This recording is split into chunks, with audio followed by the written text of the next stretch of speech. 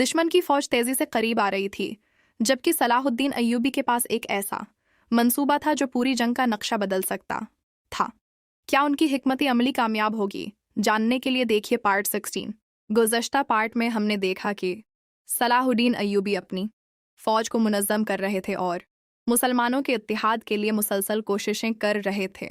शाम की ठंडी हवा चल रही थी, लश्कर के खीमों में खामोशी थी, लेकिन हर सिपाही जानता था कि आने वाले दिन तारीख का रख बदल सकते हैं।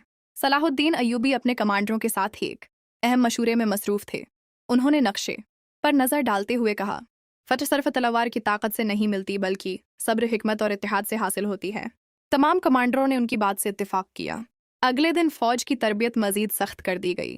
घड़सवार दस्ते मैदान में मश्क करते, तीरंदाज अपने निशाने बेहतर बनाते और सिपाहियों को नज़्म भी ज़ब्त की तालीम दी जाती।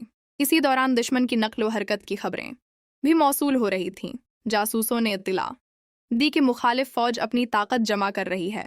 सलाहुद्दीन ने खबर सुनकर घबराने के बजाय मुस्कुराकर कहा, जो कौम अपने मकसद पर यकीन रखती हो, इससे तादाद से खौफ नहीं आता।